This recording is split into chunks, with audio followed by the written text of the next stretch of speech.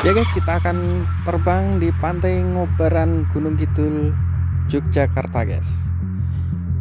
Mari kita lihat pemandangan dari atas seperti apakah di Pantai Ngobaran Gunung Kidul, Yogyakarta guys.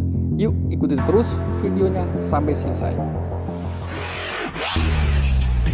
Halo guys, ketemu lagi dengan channel kita, pecinta alam wisata.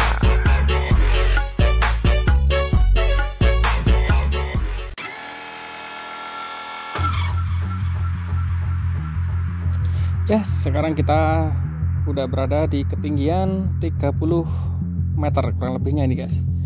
Nah, Pantai Ngobaran merupakan salah satu tempat wisata alam yang terletak di gugusan Laut Pantai Selatan. Tepatnya di Desa Kanigoro, Kecamatan Sartosari, Kabupaten Gunung Kidul, Daerah Istimewa Yogyakarta guys. Oke, seperti ini di bawah sana ada spot selfie dan ini pantainya terlihat jelas dari atas sini. Nah, jika kalian ke pantai Ngeremengan, jangan lupa mampir di pantai sebelahnya, yaitu Pantai Ngobaran.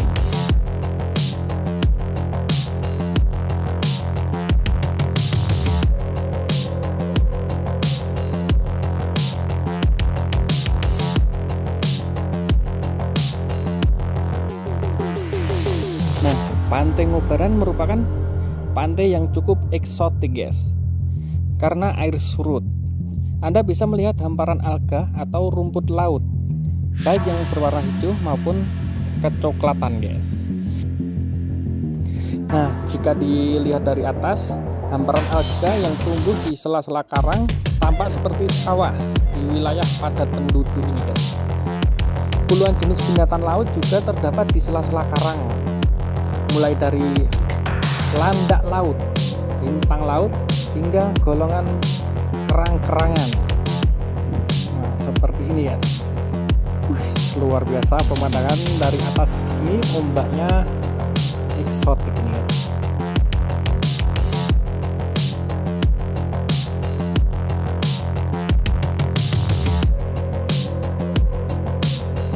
Nah, yang tak terdapat di pantai lain adalah pesona budayanya, mulai dari bangunan hingga makanan penduduk setempat. Satu di antaranya yang menarik adalah adanya tempat ibadah untuk 4 agama atau kepercayaan berdiri berdekatan. Nah, di sana bangunan yang paling jelas terlihat adalah tempat ibadah semacam pura guys, dengan patung-patung dewa berwarna putih. Tempat peribadatan itu didirikan tahun 2003 untuk memperingati kehadiran Brawijaya V, salah satu keturunan Raja Majapahit di Ngobaran. Orang yang beribadah di tempat ini adalah penganut kepercayaan kejawen. Maksudnya kejawen ya, bukan kejawen loh. Nama kejawen menurut cerita berasal dari nama salah satu putra Brawijaya V, yaitu Bondan Kejawen. Pembangunan tempat peribadatan ini mengaku sebagai keturunan Brawijaya V dan menunjuk salah satu warga untuk menjaga tempat ini. Nah, itu guys, ada puranya di puncak tebing itu kan, pencit banget itu guys. Nah, di sebelahnya ini adalah Pantai Nguyahan. Jika ke Pantai Ngobaran, jangan lupa mampir ke Pantai Nguyahan. Soalnya ini cuma gandengan aja guys, keletan tebing kita.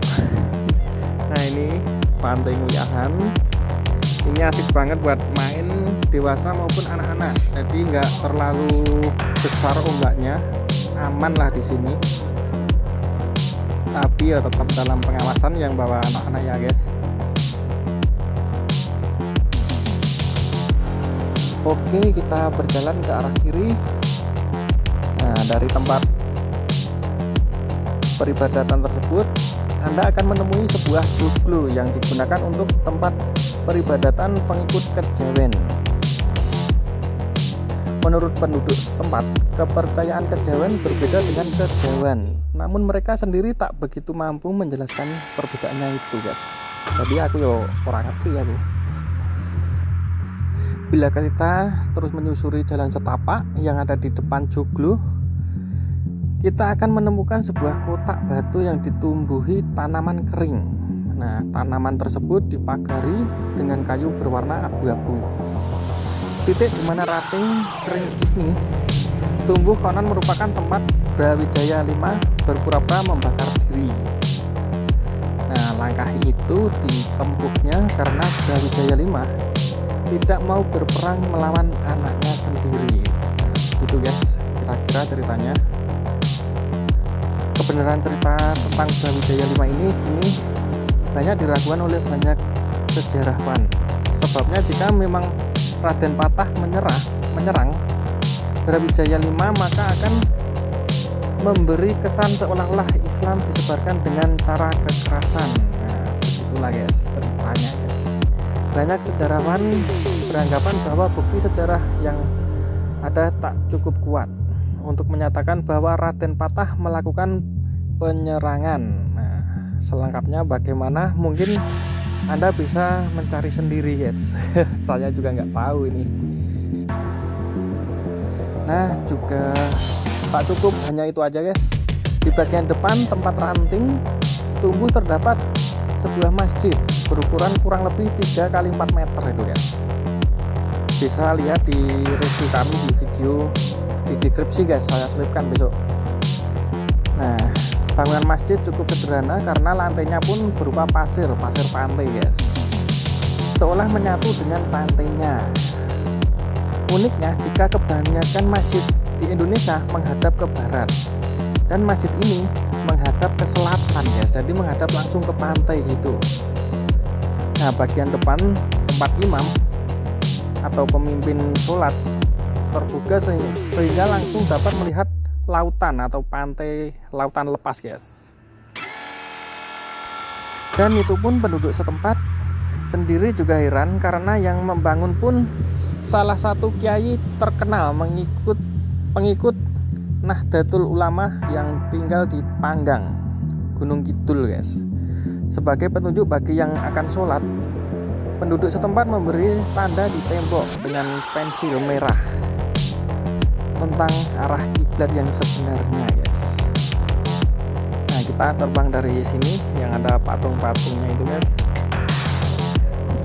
Nah, jika kita datangnya ke pantai ini sore guys, biasanya kita akan menjumpai warga tengah mencari landak laut untuk dijadikan makanan malamnya guys. Landak laut dijadikan makanan guys. Untuk bisa dimakan, landak laut dikepas dulu durinya, dipotong guys, durinya itu hingga rata dan kemudian dipecah menjadi sabit. Menggunakan sabit ya. Dengan sabit.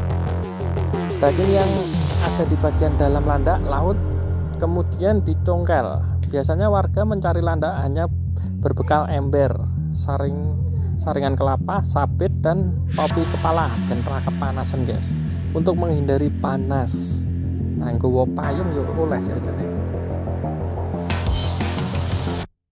Nah, sekarang kita membahas bumbunya guys.